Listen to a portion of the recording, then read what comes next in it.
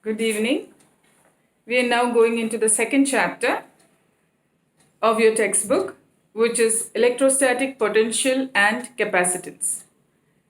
We will start with the first topic, that is electric potential due to a point charge. Let me first explain to you what you mean by electric potential. Suppose you have a Q charge, which we call as the source charge. In the first chapter, I taught you that there is an electric field around it. Electric field means if you keep at a distance r, if you keep a plus 1 coulomb, the force experienced by this 1 coulomb is what you call as electric field due to the source charge. Because the source charge is positive and this is what you call as a test charge. Because both are positive, this source charge is going to repel this 1 coulomb, and that force with which it repels that 1 coulomb is what you call as the electric field. So we have an electric field radially away from the source charge because the positive 1 coulomb, which you call as a test charge, is going to be repelled by this Q charge. So suppose you want to bring this 1 coulomb from infinity, you want to bring this plus 1 coulomb from infinity and you want to place it at point P. Then what happens is, because there is a repulsion, you will have to do work against the repulsive force to bring it from infinity and place it at point P. This work done is what you define as electric potential. So I will define it once more. To bring this plus 1 coulomb from infinity and place it at point P, which is at a distance r from the source charge, which is positive, you will have to do work against the repulsion, and that work done is what you call as electric potential, denoted by the letter V. Letter V.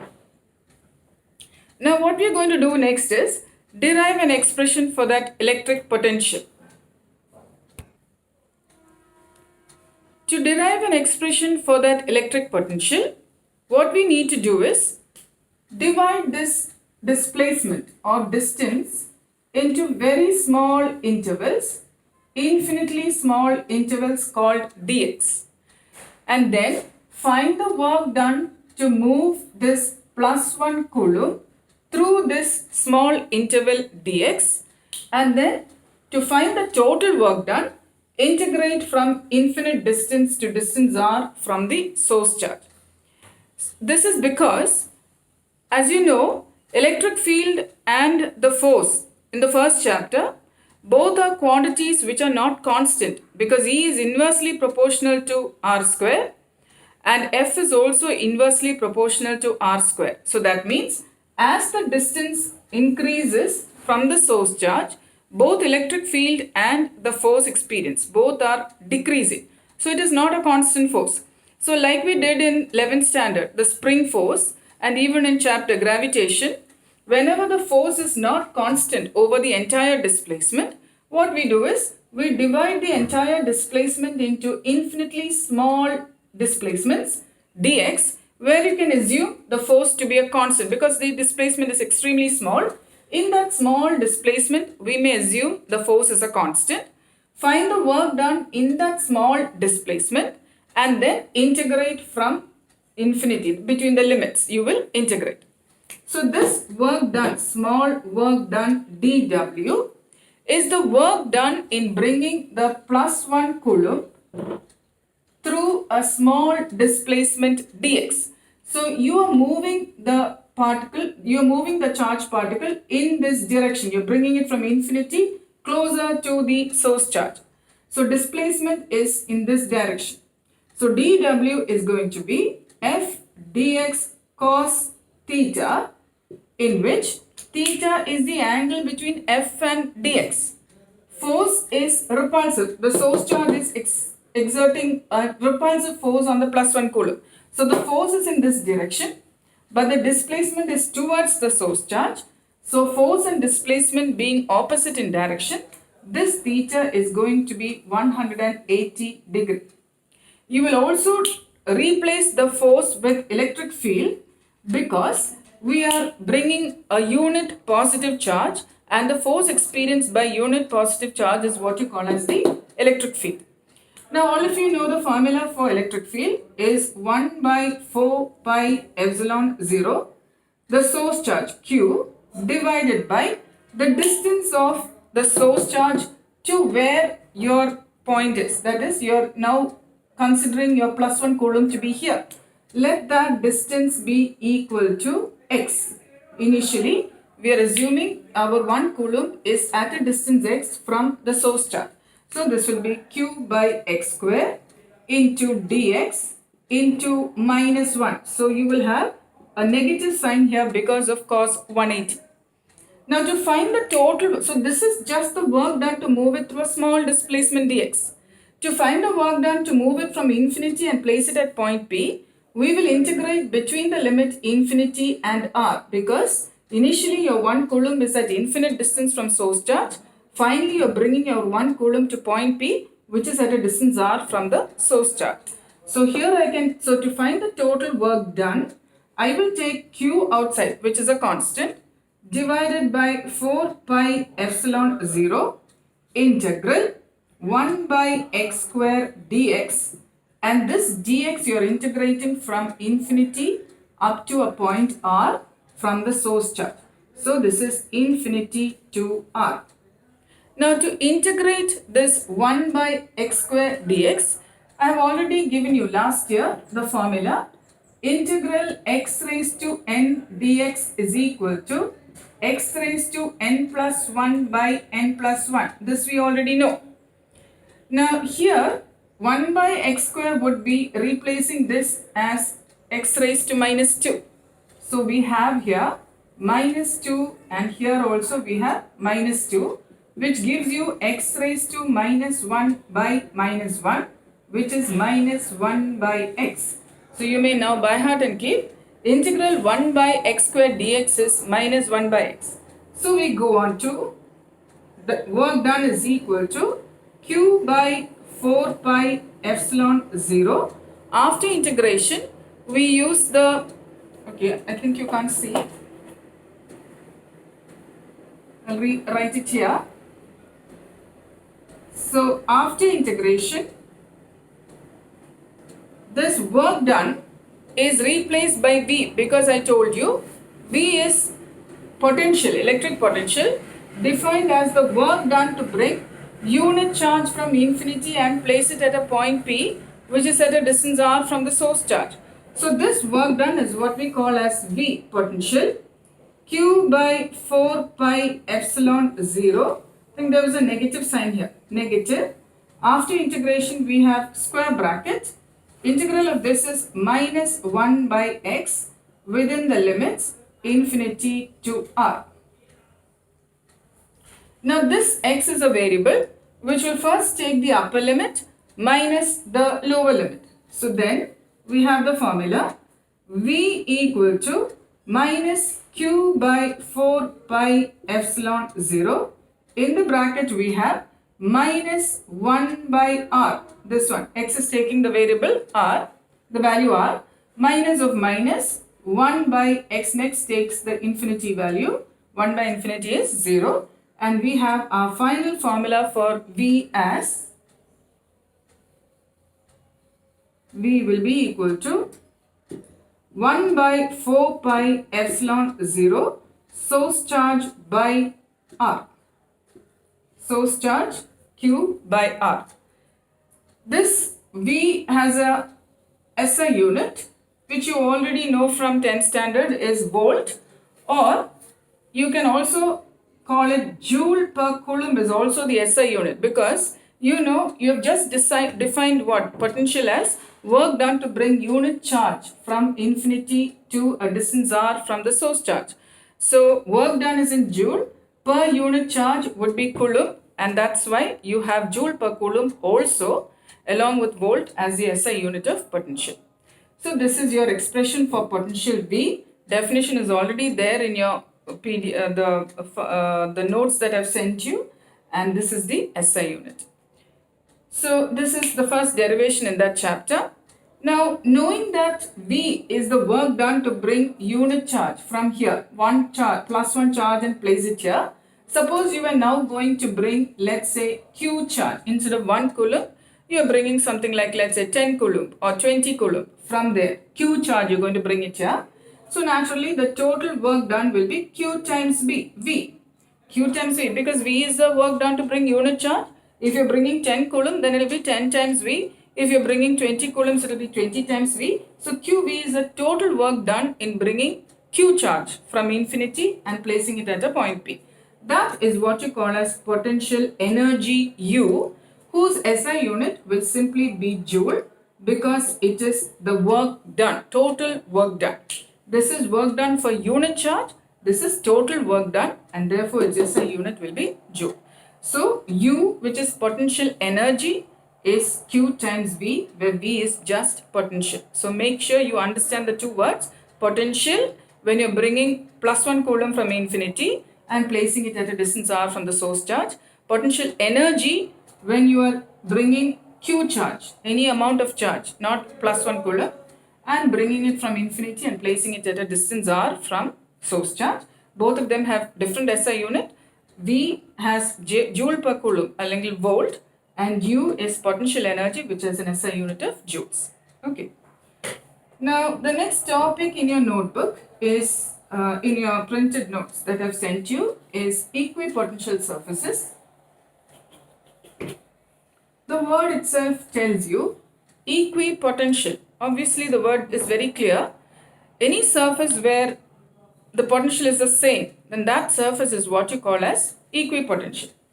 So that means if you have 2 points A and B, and if both of them are at the same potential, for example, let's say this is 10 volt, this is also 10 volt, then they are equipotential.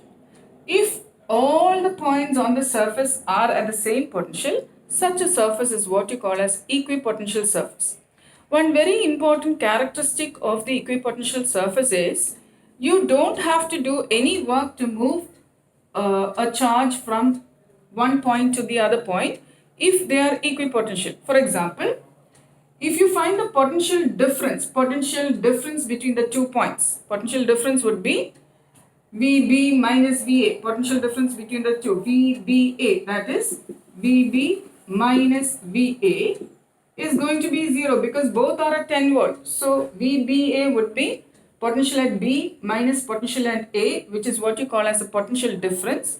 It means that both are at the same potential. So if you subtract, and you get potential difference between the two zeros as between the 2 points as 0.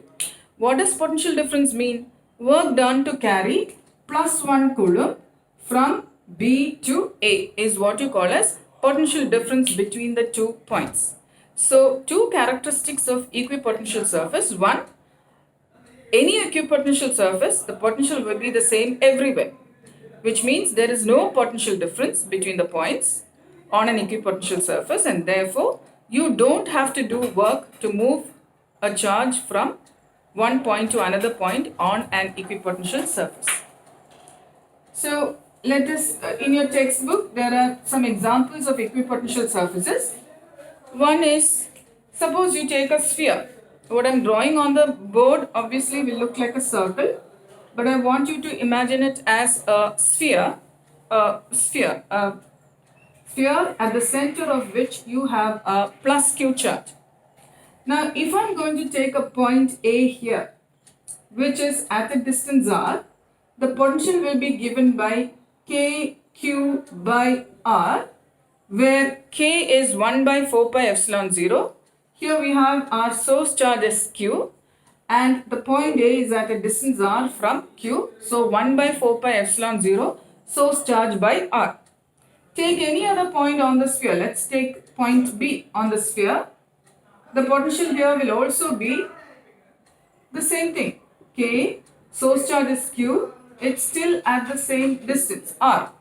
So you will see any point on the sphere will be equipotential if there is a charge at the center, a source charge at the center, because all points on the surface of the sphere will be at equal distance from that source charge. So such surfaces are equipotential surfaces, and that is why you can move a charge from A to B or anywhere on the sphere without doing any work because it is an equipotential surface.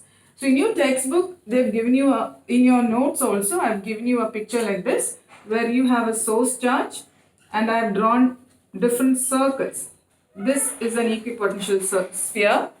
You have another equipotential surface. All these spheres around the Q charge will be equipotential. Another figure that I've given you there in your printed notes is you have a uniform electric field. This is a uniform electric field. I'm drawing lines like this which are equally spaced electric field and all surfaces which are perpendicular. These are all perpendicular surfaces. If I draw perpendicular surfaces like this, they are all equipotential surface. That means the potential at all points on the surface has to be the same. They are all equipotential surfaces simply because suppose you take a surface like this. This is a surface. There are different points A and B. Now suppose you have a surface like this and the electric field is in this direction. Let me keep it like this. So your electric field is perpendicular to the surface. Now, if you move a charge anywhere on the surface, you will see that the displacement, here this is what I call as displacement. This is dx I have marked. This displacement will be perpendicular to the electric field, perpendicular to the force. Electric field means force experienced by that 1 coulomb. If you're moving a 1 coulomb charge, then electric field would mean the force experienced by that 1 coulomb. So your electric field is like this, the force is like this, but the displacement of the particle is on the surface, and if the surface is perpendicular to the electric field, then the displacement is perpendicular to the electric field.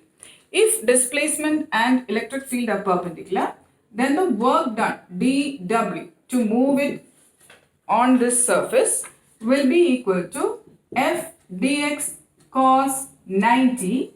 Cos 90 being 0, you will see that you don't have to do work if the surface is perpendicular to electric field. So because you don't have to do work to move the charged particle anywhere on the surface, you may call that this surface to be a equipotential surface. So that means every surface that is perpendicular to the electric field are equipotential surfaces. I hope you've understood why. Because if you have your surface like this and your electric field is like this, the displacement of the particle that I have shown here, the particle can be moved anywhere here. Always the displacement will be perpendicular to the electric field or perpendicular to the force experienced by the charged particle. Because of that, force and displacement being perpendicular, you have a cos 90. Cos 90 is 0, so no work done. And if you don't have to do any work, it means that that surface is an equipotential surface. So regarding equipotential surfaces, we discussed two things. One, every point on that surface must be having the same potential.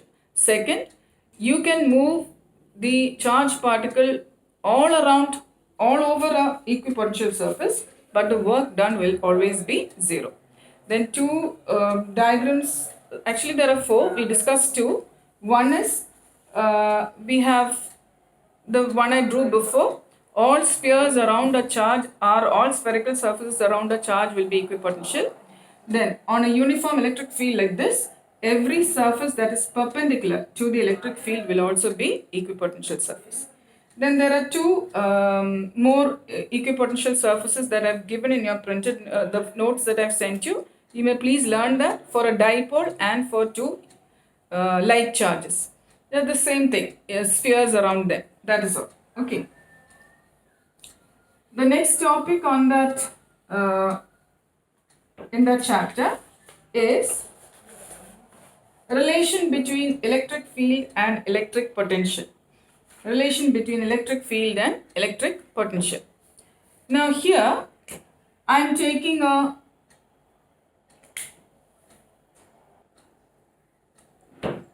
so we are going into that next topic. relation between electric field and electric potential. Electric field, you know, last lesson, the formula is kq by r square, where k is 1 by 4 pi epsilon 0. Right now we learned about potential, kq by r, where k again is 1 by 4 pi epsilon 0. So we are now going to look into the relation between the two.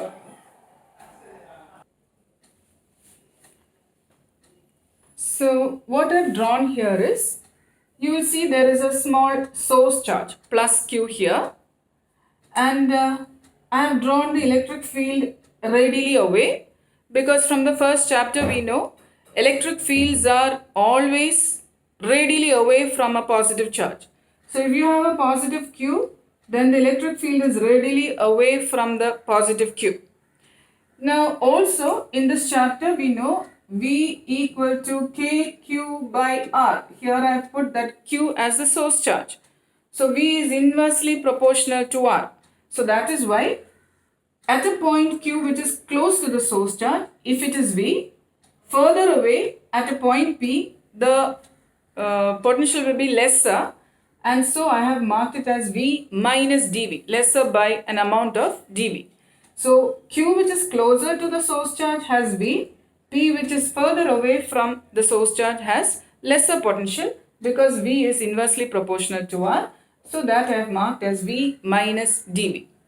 Now here I am going to move a plus 1 coulomb through P to Q, which is through a displacement, small displacement dx. I am going to move plus 1 coulomb from P to Q. For that, the work done, the small work done in moving plus 1 coulomb from P to Q will be F dx cos theta. This F I can replace with E whenever I move a plus 1 coulomb, because electric field is force experienced by unit test charge. So if I am moving a plus 1 coulomb, I can replace F as E. So I have marked it as E into dx into cos 180, because your electric field, this theta is the angle between electric field and dx, that is force and displacement. Your electric field is in this direction, but your displacement is in the downward direction. So cos 180, which gives you dw to be equal to minus E dx, which is my first equation. Potential difference. The work done has also been defined as potential difference between 2 points. Work done to move a plus 1 coulomb from P to Q is actually the potential difference between the two, because potential is defined as a work done in moving plus 1 coulomb. So therefore, dw can also be written as the difference in potential between the 2 points. So if you're moving it from P to Q, then the potential difference, that is final potential minus VQ minus final potential minus initial potential, will be VQ minus VP. Potential at Q we have taken as V minus the potential at P is V minus dV, which is equal to dw is then equal to this V and this V will get cancelled, and you have a plus dV, which is my equation 2. Now both the left hand sides are dw. I may equate the right hand sides to get dV equal to minus E dx or E equal to minus dV by dx. So this is a very important result. This E equal to minus dV by dx actually gives you the relation between electric field and potential. It's a very important result. What you need to understand here is the change in potential for unit distance is what you define as electric field. That means as you move along the electric field, the difference in the potential for 1 meter length is what you call as electric field. So how much does the potential change for unit length? That is what you define as electric field. The negative sign indicates that the electric field will always be in the direction in which the potential decreases. That is, see here electric field is a vector quantity, but potential being worked on, it is a scalar quantity. If both were vectors, then you know the negative sign indicates that the two vectors are in opposite direction. But here that's not the case. Electric field is a vector, but potential is not a vector. It is a work done. It is scalar quantity. When that happens, the negative sign indicates that the direction of the electric field will be in the direction in which the potential decreases. Let me explain that further to you. See, this is the source charge. As you move away, because potential is kq by r, you know that potential is inversely proportional to r. So as you move away, you see that the potential goes on decreasing, and the direction in which the potential decreases is the direction of the electric field. Let me give you, I hope this is all clear to you. Let me give you another example. Suppose you have a source charge.